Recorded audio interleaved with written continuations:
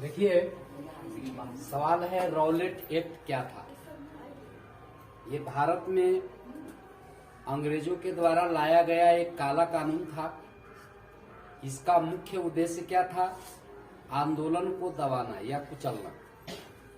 तो भारत में बढ़ती हुई क्रांतिकारी गतिविधियों को दबाने के लिए 19 मार्च 1919 ईस्वी को सर सिडनी रॉलेट ने भारत में एक काला कानून लागू किया। गांधी जी ने इसे काला कानून कहा। इस कानून के तहत जिसका नाम रखा गया क्या? Rowlatt act. रॉलेट ने, सर सिडनी रॉलेट ने जो भारत में कानून लगाया, बढ़ते हुए क्रांतिकारी गतिविधियों को दबाने के लिए यानी आंदोलन को कुचलने के लिए, उसी कानून का नाम था रॉलेट एक्ट, जो 19 मार्च 1919 को सर सिडनी रॉलेट ने लागू किया। यानी इस कानून को किसने लाया था? सर सिडनी रॉलेट ने। इसका मुख्य उद्देश्य क्या था? आंदोलन को दबाना। क्या मुख्य उद्देश्य था इसका? आंदोलन को दबाना इसका मुख्य उद्देश्य था। ठीक है। इस कानून के अनुसार किसी भी भारतीय को केवल शक के आधार पर, भले वो क्रांतिकारी है या नहीं, कोई मतलब नहीं था, किसी भी भारतीय को केवल शक के आधार पर गिरफ्तार किया जा सकता था और उसके ऊपर मुकदमा चलाया जा सकता था। मुकदमा कौन दर्ज किया है, इसका नाम जानने तक का अधिकार उस अपराधी को नहीं था जिसे अंग्रेज अपराधी मानते थे।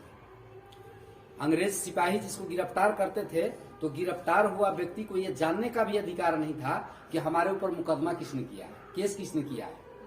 साथ ही और क्या है, लेकिन अपराधी को न तो अपील करने का अधिकार था, न दलील देने का, और न ही वकील रखने का अधिकार था। इसलिए इस कानून को बिना अपील, बिना दलील और बिना वकील के कानून कहा गया और गांधी जी ने इसे काला कानून कहा। भारत के लोगों ने इसका बहुत ज्यादा विरोध किया और इसी काला कानून के खिलाफ गांधी जी ने एक रॉलेट सत्याग्रह शुरू कर दिया। तो अकेले तो गांधी जी पूरे भारत में सत्याग्रह नहीं कर सकते थे, इसलिए भारत के अन्य जो छोटे छोटे नेता थे उन लोगों को भी सूचना दिया कि आप लोग भी अपने तरफ से जो है आंदोलन को बढ़ाइए, आंदोलन को शुरू कीजिए। तो 30 मार्च 1919 ईस्वी को दिल्ली में स्वामी श्रद्धानंद ने सत्याग्रह आंदोलन शुरू किया और उसने एक और आंदोलन साथ में उसी दिन चला दिया, कर मत दो आंदोलन। याद रखिएगा, कर मत दो आंदोलन किसने चलाया? स्वामी श्रद्धानंद ने। याद रखिएगा, कर से संबंधित 3 वो सवाल आपको परीक्षा में पूछे जाते हैं। एक होता है कि कर मत दो का नारा किसने दिया था? तो कर मत दो का नारा दिया था सरदार वल्लभ भाई पटेल ने। किसने दिया था? सरदार वल्लभ भाई पटेल ने दिया था नारा कर मत दो का। और कर मत दो आंदोलन किसने चलाया? स्वामी श्रद्धानंद ने। दिल्ली से। कहां से चलाया था? दिल्ली से चलाया था, है ना।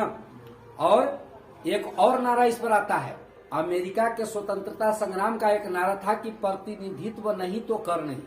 यानी इंग्लैंड के जो संसद होती थी अमेरिका में, उसमें किसी भी अमेरिका के आदमियों को मैंने बैठने का अधिकार नहीं था, कोई भी प्रतिनिधि उसमें भाग नहीं ले सकता था। इसीलिए वहां के नारा था ये अमेरिका के कि प्रतिनिधित्व नहीं तो कर नहीं।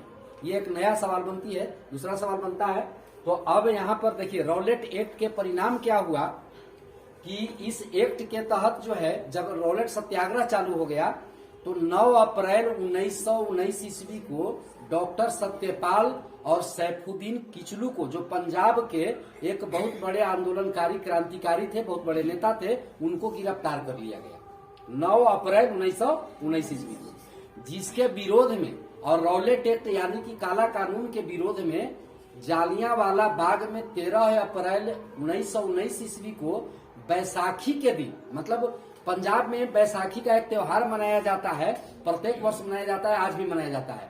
जब वहां रबी फसल पक जाता है तो उसकी खुशी में लोग जो है बैसाखी का त्योहार मनाते हैं।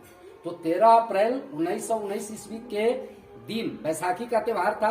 पूरे पंजाब के लोग जो है अमृतसर के जालियांवाला बाग में इकट्ठा हुए थे। उसको में प्रवेश करने के लिए या निकलने के लिए केवल एक ही गेट था। तो उसमें सब शांति सभा कर रहे थे, बिल्कुल शांति से, अहिंसक आंदोलन था। उस पर मतलब किसी तरह से कोई पथराव, कोई ढेला ढुकुर या मतलब जैसे किसी तरह के माने अलग तरह के माने जो हिंसक आंदोलन होता है वो नहीं कर रहे थे, बिल्कुल शांति से बैठे हुए थे। लेकिन पूरे भारत का एक वायसराय था जिसका नाम था लॉर्ड चेम्सफोर्ड। लॉर्ड चेम्सफोर्ड, वो दिया आदेश किसको? पंजाब रेजिमेंट के, पंजाब के लेफ्टिनेंट गवर्नर जनरल था, उसका नाम था जनरल ओ डायर। क्या नाम था उसका? General O Dyer. उसको आदेश दिया कि तुम जाकर के उस पर गोलियां चलवा दो। वो आदेश दिया अपने अमृतसर के सेनापति को, अमृतसर के सेनापति जिसका नाम था आर नायर, समझ गए, वो भी अंग्रेज था। वो आया गोरखा रेजिमेंट पुलिस को लेकर के, अपने सैनिकों को लेकर के, और उसको बाग में मात्र जो है से इकट्ठा हुए लोगों को 3 मिनट का टाइम दिया था कि 3 मिनट का टाइम आपको मिलता है, जितना भागना है भाग जाओ। 3 मिनट के बाद वो अंधाधुंध जो है उसका गोलियां, मतलब जैसे सेना जो है था गोलियां चलाना शुरू कर दिया, और उसमें हजारों लोग जो है से घायल हुए, माने सैकड़ों लोग मारे गए। कुछ लोग अपने जान बचाने के लिए जो है कुआं में कूद गए और कुएं में जान दे दिए। और घायल लोगों को इलाज करने के लिए भी जो माने जहां डॉक्टर था, जो उसके पास जब इलाज कराने के लिए लोग ले जाते थे तो डॉक्टरों पर भी प्रतिबंध लगा दिया था कि मतलब इसको इलाज नहीं करना है। तो इसके आवेश में अब उसी दिन देखिए जालियांवाला बाग हत्याकांड जब हुआ तो इसके विरोध में ये शंकरन नायर जो थे, शंकरन नायर वो लॉर्ड चेम्सफोर्ड के मतलब जो समिति थी उसमें वो वायसराय थे, वो वायसराय पद से इस्तीफा दे दिए और महात्मा गांधी केसर ए हिंद की उपाधि लौटा दिए। डॉक्टर रविंद्रनाथ टैगोर को नाइटहुड की उपाधि मिली थी, वो उपाधि पे लौटा दिए। तो जालियांवाला बाग हत्याकांड जो हुआ था वो 13 अप्रैल 1919 को हुआ था, बैसाखी त्योहार के दिन, समझ गए। तो ये बात आपको याद रखना है। बहुत सारी घटनाएं हुई थी इसमें। आपको बताया मैंने कि ये कर मत दो आंदोलन कब चालू हुआ था? 30 मार्च 1919 ईस्वी को। कर मत दो आंदोलन कब शुरू हुआ?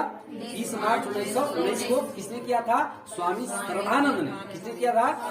हाँ, मतलब रॉलेट सत्याग्रह का मुख्य नेता तो थे मतलब महात्मा गांधी, लेकिन ये पूरे भारत में फैल गया, यानी कि ये सत्याग्रह जनता का सत्याग्रह था मुख्य रूप से, लेकिन इसका आंदोलन शुरुआत करवाए थे किसने? गांधी जी। ठीक है।